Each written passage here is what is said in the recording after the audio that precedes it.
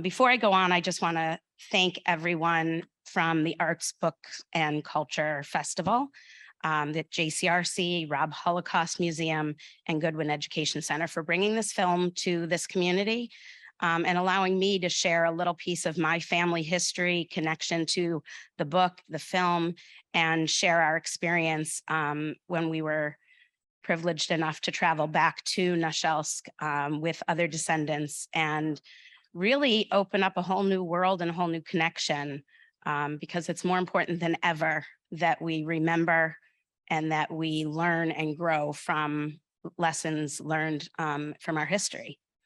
So I do have some pictures that I brought to share, but I also want to open up for any questions or answers. So if at any point you have a question or a comment, want to share anything, please just raise your hand because I could talk forever and I don't want to, this isn't all about me. I want this to be a dialogue and a learning opportunity. So I mentioned my father was born in April 1936. And then in 1939, my grandparents were brave enough to leave Nasielsk. And I just recently asked my aunt, who is my father's younger sister, why were they brave enough to leave and none of the others? My grandmother was one of 11 children. A number of them died in childhood. 2 had already left Poland, but there were still a number of sisters left. And she said they were all older, they had established families, and that was their home. And they just didn't feel they could pick up and leave because they'd be leaving their children, their grandchildren. My grandparents, my grandmother was the youngest of all of the siblings, and they only had my father at 3 years old. So they had the opportunity to get up and leave. And you'll see in my photos, we found the manifest of the boat that my father was on, which was, it departed out of Poland in August of 1939. September is when Hitler invaded Poland. The boat was called back to be used in war. The captain knew there were Jews on board and disobeyed the orders. So my father always joked that he was a poor Polish refugee right off the banana boat. But more seriously, to the day he died, he said, "Why was I the lucky one?" And I carry that with me. We were all very, very blessed that my grandparents were brave enough and had the insight to leave and that the timing worked. So if we have the PowerPoint. Can you do the PowerPoint now? Yes. Oh, okay. So this is from our visit to Nasielsk. My husband, I have to publicly thank him for insisting that we go to Poland. I had no interest in going, and he insisted that it was an opportunity that we would never have again to go with descendants, with Glenn Kurtz, with Bianca, who was the director of the film. And I am so grateful that he encouraged me to go because it has opened up a whole new world and a whole new connection to people around the world who are from or descendants of Nasielsk. This is the manifest from the SS Pilsudski in August of 1939. The bottom 3 lines, if you can, I don't know if you can see from there, it lists my grandparents and my father. The last name was Richerman. And when they came through Ellis Island, it was changed to Richman, R-I-C-H-M-A-N.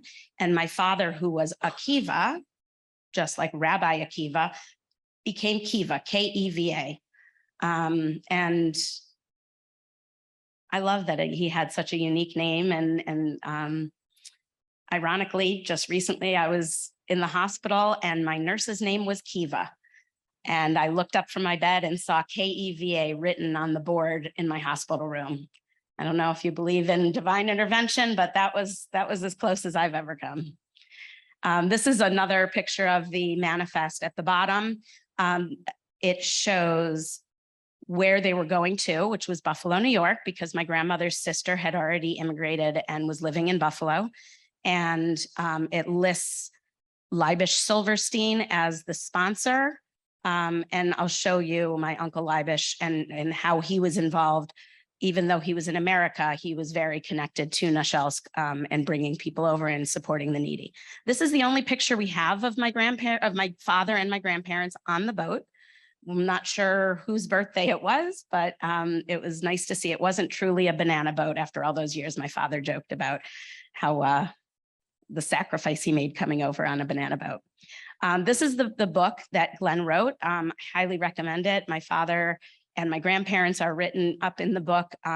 Maury Chandler, who was mentioned in the film, is the one that identified my father to Glenn when he was remembering people from Nasielsk. Maury remembered Leibish Silverstein and his nephew, who had since moved to Florida. So Glenn, thank God for his curiosity and his perseverance. He found my father, flew to Florida, visited with him, looked through our family photo album. At the time, I didn't know, but in 2012, my aunt would not release the photo album to him. So he scanned each and every picture while he was in Florida. And that was the last we knew of it until recently. This is the first thing we saw when we pulled up to Nasielsk. They just had a small marker in the forest. All of the tombstones have been desecrated. They were used by the Nazis to pave the roads for the planes to land. So we're not sure where anybody is buried, but we do know by survey, the general perimeter of the cemetery. That is a stone marker that was put up, I believe, in 2017, and that is a placard that the town of Nasielsk and the Nasielsk Remembrance Society has put up for the history of the Jewish community and the cemetery there. The bottom pieces of glass are original windows that were found in someone's home from the synagogue, and the others were made to match. This was a really, really emotional moment as Glenn got off our bus and was able to see the memorial gate for the first time. His dedication to this project has been remarkable. And that's the group of descendants we were with.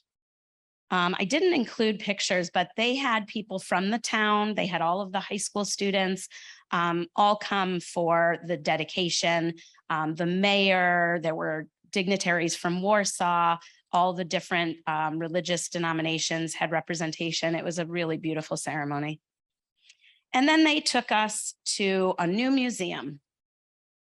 And we walked in, I immediately recognized diaspora, so I walked over and noticed all of the pictures in the museum are my family photos that he had scanned back in 2012. So let me see if I can do this. Let me back up a second. Right there is my great-grandfather, Shmuel Usher, who I heard about my entire life. Shmuel Usher, it's just, he was the patriarch of the family. Some of these smaller pictures are also including my father's uncle Leon, who immigrated to Argentina, and we recognized a few people. But right there, that's my dad. That is my grandmother. That is my grandfather. And these are all relatives, whether they be aunts, sisters, but the only three to survive and to get out before the Holocaust are my grandparents and my father. Now, this next picture is technically a video. I don't know. Do you think we can pull it up? We're going to try to pull up the video. It was my reaction. Somebody filmed without me knowing when I walked into the museum. Keep in mind, I had no idea they had scanned these photos back in 2012. So here, let's give it a try.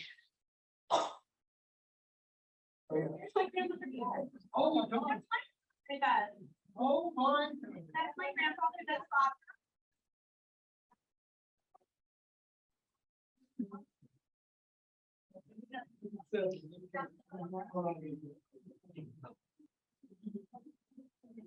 You're a good husband.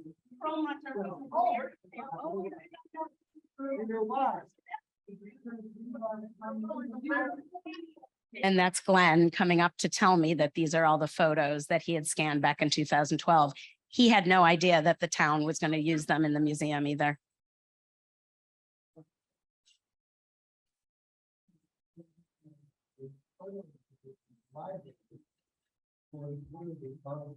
The photographs that I have selected. Here's one.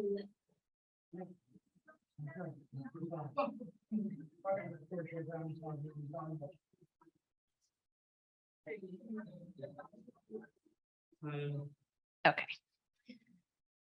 So that was just a really special moment because I had no idea that was going to occur. And the thought and the fact that my family history is now preserved and recognized in Poland, there are no words. So if we can get the PowerPoint back up, great, thank you.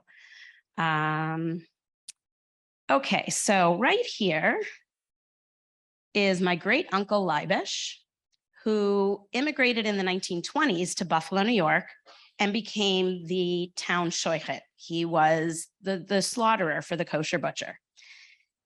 I suppose he made a nice living because he was sending money back to the rest of these men who were the Society for the Needy, and they determined how the money was dispersed amongst the residents of Nasielsk. Nasielsk was not a wealthy town. They were all farmers and tradesmen. Oh, sorry. The one thing I wanted to point out there about Leibish, for Yeah. those of you in the community here who know and remember Rabbi Furman. Right. Rabbi Furman was very close with Leibish in Buffalo, New York. When he taught at the University of Buffalo, he would daven and study with my uncle Leibish. So that was a really, really special connection. So right there is my grandfather. I had no idea he was that fit and buff because all the pictures I remember, he was much older. And they've been able to identify all of the other people as well. But as far as I know, not positive, but I think my grandfather may be the only one that survived the war. And there's another picture of Shmuel Usher. So we met with some high school students while we were in Nasielsk, and one of them came up and said, I found this in the dirt. Do you think it's anything important? And it just hit me that there are Jewish artifacts everywhere there, and they have no idea what they're finding. But I was so appreciative that he brought it to us, and we asked him to donate it to the museum in Nasielsk. And then just, a picture from World War I, basically showing what life was like and how important Jewish life was. This is where we met with the mayor. We were treated like dignitaries. I thought we were going to City Hall to thank the teachers and the city council for allowing us to come, but they had a reception for us. We were treated like dignitaries. They gave us gifts. They put out spreads of food. It was a really, really warm welcome. And I have to be honest, I didn't want to go. All I knew of Poland were black and white pictures, anger, evil. I didn't want to go. And the first thing I said to Alan when we landed was, it's so green, it's so alive. And every single person we met was so welcoming and so appreciative of our trip. This building on the right is the current high school that was the yeshiva that my grandfather studied in. It's still in existence. And I believe they still have some marks on the door frames from where the mezuzahs were. Here is the Kino Theater where we went for the documentary premiere. And it is the original film, the original theater that my grandparents went to for Purim spiels. There was a stage, seats, like it really was a special moment to be watching this film where I know my grandparents and my great-grandparents spent their time. And there I am with another descendant with the high school students. So the high school students did a year-long study through the Forum of Dialogue. And this is a non-for-profit out of Warsaw whose primary mission is to research, educate, and preserve the lost Jewish culture of Poland. So they created a year-long curriculum, and these high school students studied and prepared a walking tour of Nasielsk for us that included QR codes. So we would scan the QR code where we were standing, and they were able to show us either a drawing, a rendering, or an actual photo of what used to stand there. So we would stand where the synagogue was, and then they would be able to show us pictures. And it was really, really wonderful to see how motivated they were to learn And someone from the Forum for Dialogue said to me, because most of them were not Jewish, the adults that we met with. And I said, what motivates you to do this? And she said, this wasn't a Jewish loss. This was a Polish loss. We lost an entire thread of our fabric, an entire culture that our kids and our grandchildren will never know unless we research it, educate everyone, and preserve it. So this young man right here spoke English the best of everyone. And he came up to us and said, my grandfather has told me stories of how he hid his Jewish neighbors in our barn. And then I started to think, I have a lot of good friends who aren't Jewish in the United States, but would I expect any of them to sacrifice their safety and their family to protect me? I don't know. I hope I never have to find out, but it really struck me very, very hard that his grandfather was so proud to share that he helped the Jewish neighbors. On the left, we tried to research which house would have been my grandparents. We knew the address was 9 Rheineck from a letter that we had in the family, and it's written in the book as well. But we found out that after the war, all the buildings were renumbered. So we're not 100% sure, but based on what we believe, the house on the left would have been my grandparents. And you can see all the shutters on the bottom are closed. If you remember in the film, all of the buildings had those windows with the big shutters that are open. But one of my favorite stories is this house right here. My grandmother used to always talk about her good friend, Mrs. Teleshevsky, who lived across the town square. And my grandmother made the best sugar cookies. And we have a sugar dough recipe that's been in our family that we call the Teleshevsky cookie dough, the Teleshevsky dough. I use it for my Hamantaschen. I use it for my sugar cookies around Hanukkah time. I use it to make an apple kuchen that my grandmother used to make. It's kind of a cross between a cake and a pie, but it's delicious. And Glenn Kurtz pointed out where Maury Chandler's house was in the town square. And one of the gentlemen who was also a descendant screamed, oh my gosh, that must be my family's house next door. They lived next door to Maury Chandler. They were the family bakers. Their names were Kelishevsky. So we think my grandmother must have translated it a little bit off. Instead of a T, it was a K. I'm keeping it as Teleshevsky because that's the way it's always been for us. But that is where my family sugar dough recipe was founded. And I'm happy to share with my fellow descendant his family sugar dough recipe that we have. You saw in the film the town square with the cobblestones. They said the merchants would all come. This is what it looks like now. It is a beautiful, beautiful area. And if you look right through here, that's where the Kelishevsky or Teleshevsky house was, which means my grandparents probably lived right about over here because my grandmother used to always say across the town square. You also heard about the button factory.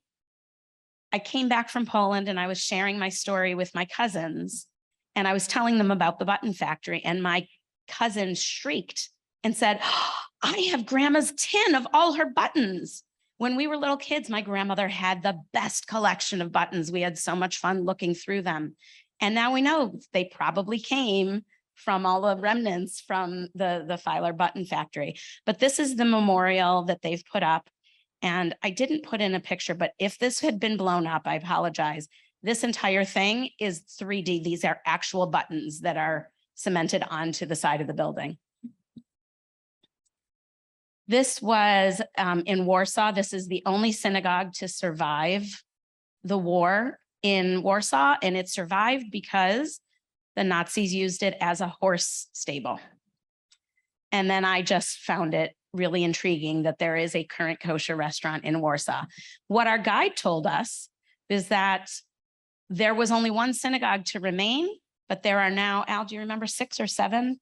7 operating synagogues in Warsaw, which was just so enlightening to me and heartwarming that the Jewish community is growing and thriving in Warsaw. So I don't want to bore you anymore. I'd love to answer questions or hear comments, whether it's the film or our trip, my family history. Does anybody have a question or comment?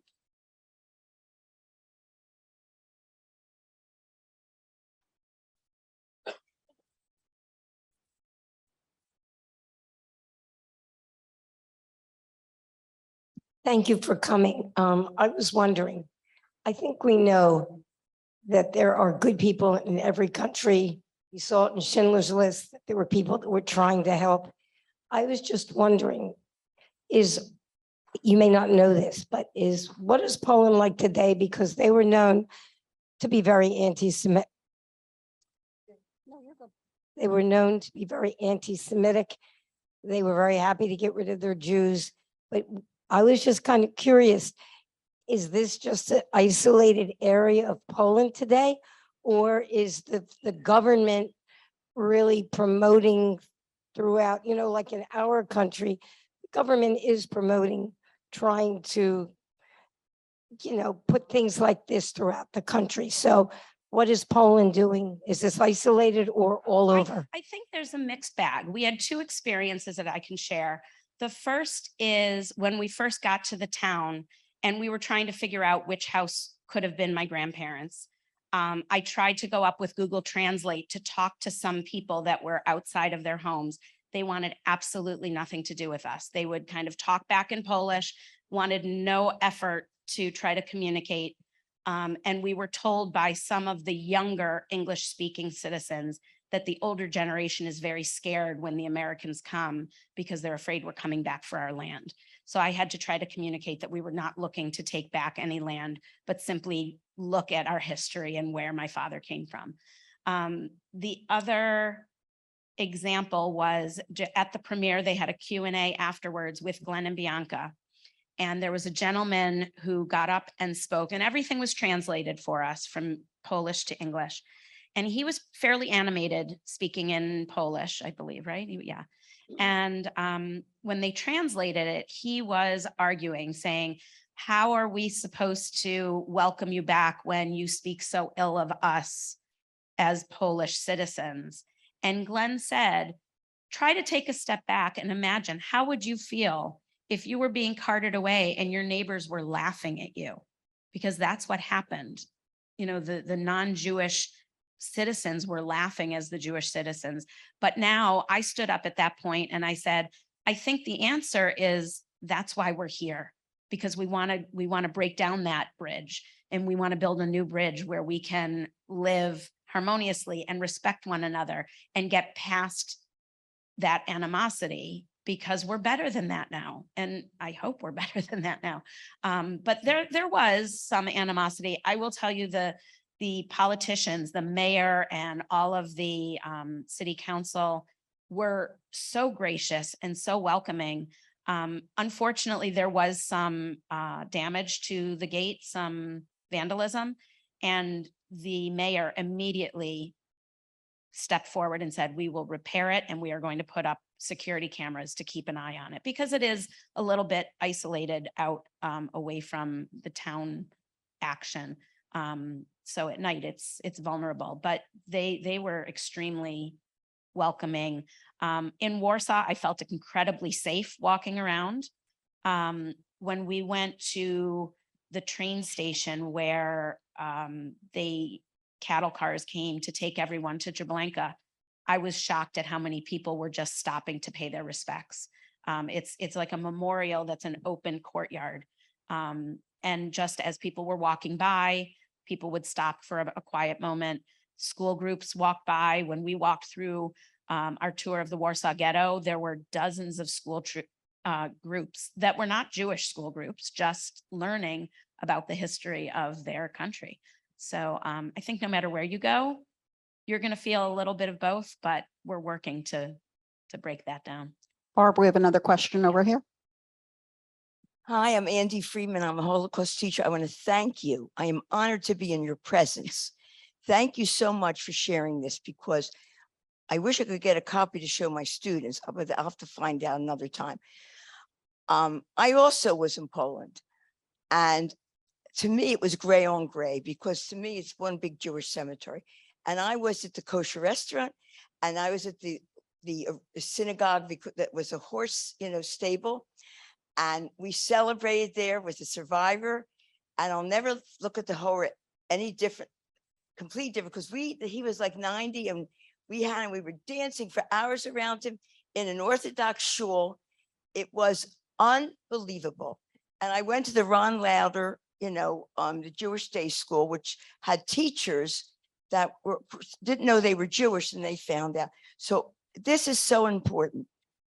But I just want to tell you, I'm so fed up with Poland because Israel is very angry because they now don't want to take any involvement for their crimes. They were just victims too. And I know the Israeli government and I know the Polish government have been trying to heal this thing, but there is an attitude. How dare you blame us when we know how many active Poles gleefully participate? Now, that doesn't mean to say Poland had the most righteous Gentiles because it had the most Jews, but I love this. And I had the similar experience. I'm never going back. I felt I was obligated to, and the highlight, I was with the soldiers of Israel, and to be in Auschwitz and Majdanek and see Israeli soldiers with kippas davening Michal Mariv on a death camp, that's the victory. That's why we have to take this and understand, had there been Israel in 1938, we wouldn't have to be here. And that you did this, I'm going to let you go. You are such a role model. Your family is blessed. And do we have any of these pictures in our museum here? Well, I'm bringing my students, but I will be teaching them about this. And God bless you for Thank you everything so that you're much. doing. Thank you. There's another question in the back.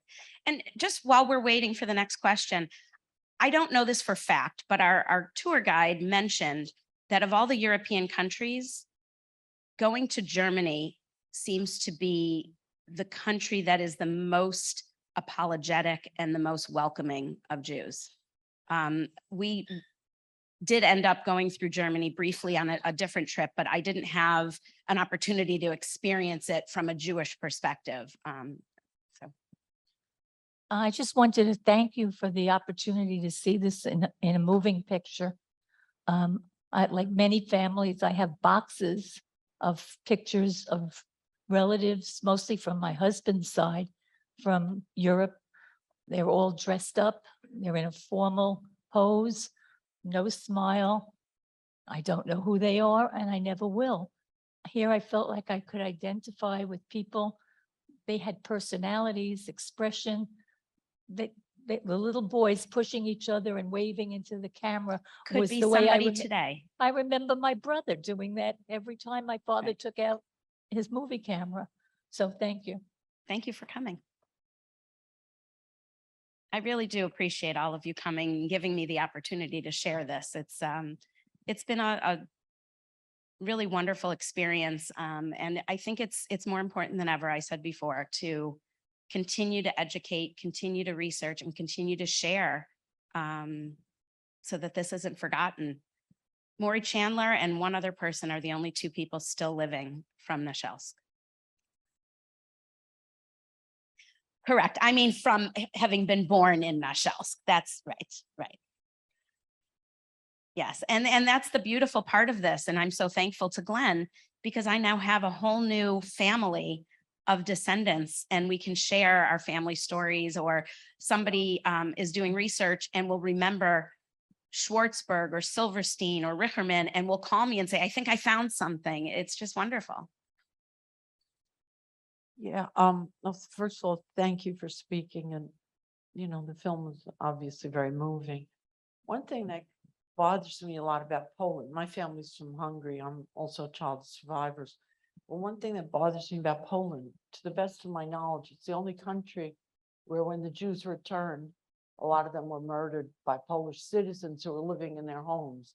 Years ago, when the Holocaust Museum in New York City, Museum of Jewish Heritage, have such a long name. But anyway, when I was there in the early years, I heard Yafa Eliak speak. And I believe she said she was the first Holocaust educator. She started the first program. And she told her story. She went back with her mother. They went to the attic of their own house. And the neighbors murdered her mother. The only reason she survived is her mother fell on top of her. But they murdered her mother and I think her brother, if I remember correctly. And this, even if there was anti-Semitism, for example, in Hungary, the neighbors didn't come afterwards to kill them. And if you look at a country like Denmark, the neighbors were kept the businesses running, gave the people their profits when they returned, Wow. their homes were clean. You know, they say, oh, they weren't Polish concentration camps, they were German. And now there's a whole industry of Jews visiting Auschwitz, and they're making Jewish music festivals, but none of them were Jewish who were running these things, making a profit from it. Mhm. And I don't, you know, they say like we should learn about it, not to repeat it. I'm just going to mention this is sort of an excellent program on PBS, and it was Rick Steves, the travel, he does travel programs, and it was about the rise of fascism in Europe. And it didn't start with Hitler, it started with Mussolini. Hitler learned, and they were talking about the economy, Mhm. and they said, well, we have to, you know, control things, we have to have charismatic leader with a simple answer to a very complex question, and making everything very, you know, preventing any kind of dissent. And then the violence starts against anyone who thinks differently or is different. And it could happen now too. And it concerns me a lot. That's Thank you. one thing, thank you. One thing that struck me this time watching the film was hearing Maury say, I looked so happy. I had no idea what was going to happen. If you had told me then what was going to happen in less than 2 years, I wouldn't have believed you. And that really hit home today, because we don't know what tomorrow is going to bring, and we need to stay educated, stay diligent, and stay strong. So I just wanted to finish up one item, Barbara, before we go, which is important from our experience, which was, I think anyone under the age of 45 in Poland has been educated differently than the older folks in Poland. We noticed when we were there, when the Russian, you know, when the communism fell and they switched over from teaching Russian in the schools along with Polish to teaching English. I think a lot of it changed from talking to some of the folks that we met with in Warsaw, who, as well as the fact that I think a lot has changed. You know, if you think about when we were there 6 months, a year ago. It was 6 just months in ago. May. So yeah. So we were dealing with people who were putting up Ukrainian families in their homes. They were driving people 3 hours from the border. We met people who were driving medical supplies when they landed from the United States or from other countries, 7 hours to Kyiv, and bringing refugees back. Okay. They were very focused on helping other people. And that was a lot of the young people in the country. The young people are looking to enter what I'll call the rest of the world's business economy. And I really think that's a big part of this. Education in the schools, once the Russians left, have now been focused very much on teaching programs like this about what happened. So I think with generations will come that change. I think it's the older generation that really lived through those years and had a direct connection to it. And it's very different. Well, I think on behalf of Rob Goodwin, I'd like to thank you very much for making this program Thank so you. wonderful. Thank you. And thank all of you for joining us tonight in this important observance of Kristallnacht and the lessons that we have to learn from what happened during the Holocaust. So have a nice evening.